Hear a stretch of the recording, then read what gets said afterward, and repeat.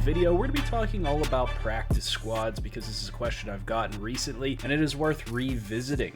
There's quite a bit going on with practice squads within Madden 24 and Madden in general, and it's not necessarily the most important topic, but it's worth at least knowing the mechanics of. So what I'm going to do here is probably a little bit more of a long form video, but we're going to start up a brand new franchise here. I'm going to essentially walk you through all of the various stages of the practice squad and everything that's entailed with that. One thing that I want you guys to know is that there is a setting in your league settings here for practice squad stealing. You can turn practice squad stealing on or off, and that is going to determine whether you can steal players from other teams' practice squads or they can steal players from your practice squad. If it's on, back and forth, both sides can steal. If it's off, nobody can steal, and you have kind of a free 12 players to put on your practice squad. And I guess that is the beginning of this video, which is how many players can you actually have on your practice squad in Madden 24. They changed it in recent years to try to make it a little bit more realistic, and they now allow you to have 12 players on your practice squad. One of the things that you guys will notice, however, is that you cannot put players on your practice squad until a certain week. So there's a couple of strategies that are really important for you to consider whenever you think about having players on your practice squad. Primarily, we want to think about having those players on our roster earlier than later. And the reason for that is during the preseason here, you can have up to 75 players on your roster. If you take a look up there by my head, it says 53 out of 75. So I can put 75 players on my roster. That's not something that I necessarily recommend unless you're going to go very detailed into preseason and try players out against each other. What I would recommend doing though is adding 12 players on top of that 53 or somewhere around there. Players that you definitely know you're going to want to have on your team, whether it be your main roster or your practice squad. So get up to about 65 players on your roster and you're going to be in good shape, and you can carry those players forward through the preseason. So what I'm going to do here is just sign a bunch of practice squad eligible players, and what you can do is sort by practice squad eligible, and then you can sign those players to your team. And again, like you can see here, there's no option to sign to the practice squad yet. All it's going to give me is the option to sign to my active roster. So that's what I'm going to do. I'm going to add them to my roster now, and I'm not going to get any message for needing to cut these players. It's going to be very straightforward. You can just continue to carry them through the preseason until you get to that preseason bye week. So as you can see here on my schedule, right above my head, there is preseason against Buccaneers, Bills, Falcons, and preseason bye week. Whenever we get to preseason bye week is when we'll actually finally be able to add players to our practice squad. And that's the next time that we really want to worry about anything here in franchise mode. There is going to be more to worry about than just putting your players on your practice squad and adding players from free agency, though. You want to, again, have a little bit of strategy with what you're doing. So as soon as I get to the preseason bye week here, it's going to say cut 3 players.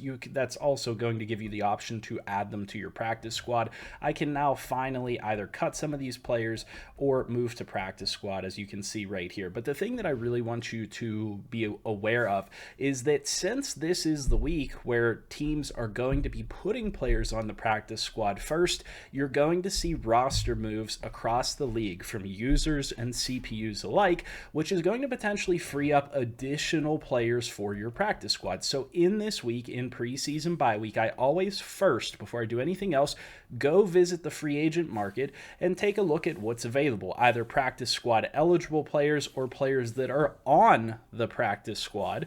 As you can see here, there's an option for on the practice squad, and these are players that you might either want to now steal and add to your team, or what I like to do, which is a little bit of a dirty move, is steal them and add them to my roster and then add them to my practice squad from my main roster.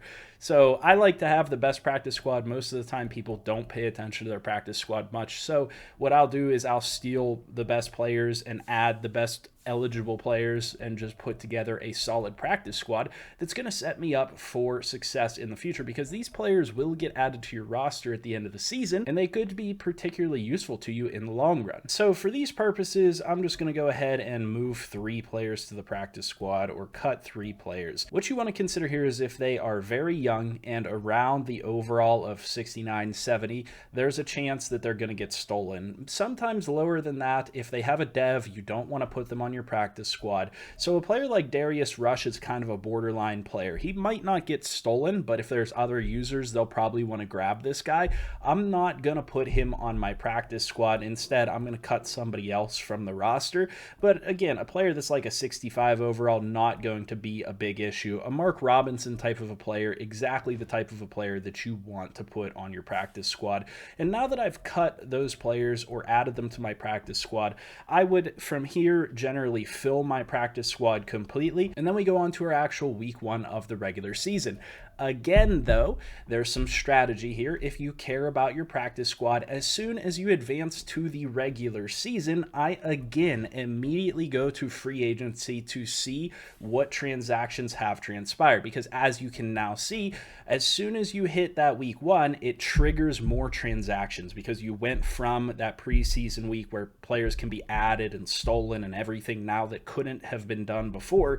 And so now there's more transactions flowing over to week 1, and it's going to allow you to potentially pick up players for your roster or pick up players that could now be put onto your practice squad, guys like Anthony Schwartz that weren't here before.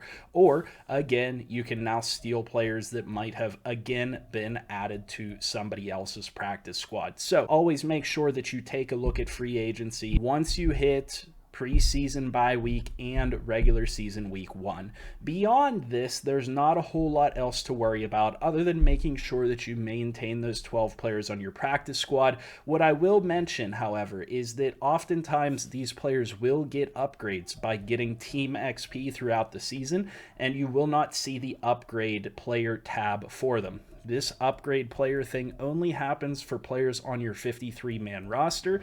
In order to see, and I do this regularly, if my practice squad players have any upgrades, I go to adjust lineup, and then I just click my left bumper or L1 once to go to practice squad all the way over, and I can now see that, for example, Isaiah Loudermilk has an upgrade. But whenever I actually go to my upgrade players pop-up, he's not going to be there, and I want to demonstrate that for you. As we can now see Alex Highsmith, Holcomb, Porter Jr., Williams, Pickett, Pierre. No Isaiah Loudermilk included here. So make sure that if you care about upgrading those players during the season, that you go and check them relatively regularly, maybe every 4 weeks or something like that. To add a little bit of strategy on top of that, a lot of people will prevent themselves from upgrading those players until the end of the season because they don't want them to get stolen or some type of strategy surrounding that. You guys can do it however you want. I typically upgrade them right away so I can see whether maybe they get an upgrade that makes them serviceable on my roster and I do actually want to add them or not. But the next most important thing that you guys are going to want to consider is at the end of the season. All of these players that are on your practice squad at the end of your season are going to get added to your roster, and they're going to be signed to a deal for the following year. So every single one of these practice squad players will get signed to my roster once the Super Bowl is over and you advance from Super Bowl week. So there's some strategy to be had with this, and this is the last bit of strategy for you guys to consider as far as your practice squad is concerned, and that is who you get signed to those contracts. So, for example, if I go to my main roster and I take a look at some of these players that might be on expiring contracts, let's say, for example, you picked up Jaylen Warren in the off season or something last year, or traded for a player that only has 1 or 2 years of experience and their contract is running out for some reason because they're not on a rookie deal or whatever it might be. If that player is not on a contract anymore, what could benefit you is to avoid re-signing them for an expensive amount and putting them on the practice squad instead at the end of the year. So what I'm talking about here, let's say Jaylen Warren was signed in the offseason to a 1-year contract, and now I don't want to re-sign him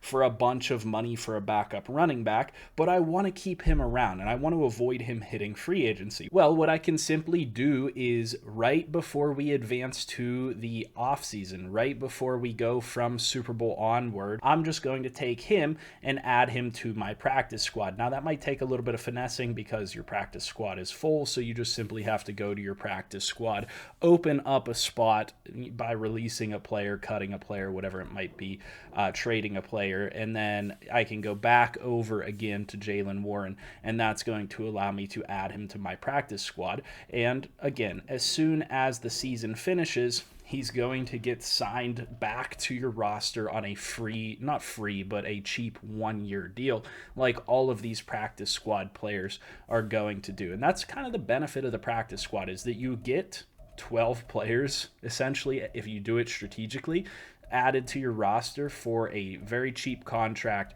that could be potential very valuable backups. I mean, if you strategically do this where you have a bunch of 67, 68, 69 overall players on your practice squad and you save up some upgrade points for them, you can get them onto your team for next season at a 1-year super cheap contract and then hit a bunch of upgrades for them, and they're now either potentially vying for a starting job or they're just very serviceable backups, because now all of your 67, 68, 69 overall players have turned into 71, 72, 73 overall players, etc. And maybe you get a guy back like Jaylen Warren, instead of having to re-sign him through the contract process or in off season, paying him a bunch of money, you now get him back on a cheap contract as a backup for your main starter or whatever it might be. It could be even a starting player, but nonetheless, there's a bunch of different strategies that can be leveraged here with your practice squad that people might not otherwise think about, and I often see is overlooked via other players. If you truly care about good depth on your team, about rotation, about your team's overall, about their capabilities, about what happens when an injury happens, and those types of things, you're going to want to put some thought into your practice squad, and you've probably now watched all the way through this video. Otherwise, I've probably already lost people the first minute into this video if they don't even care about the practice squad much, if at all, anyway. So I'm maybe talking to a brick wall here, but nonetheless, I hope this was helpful to somebody out there. If it was, leave a like, comment, and subscribe. As always, I'll see you guys in the next video, and I hope you have a good one.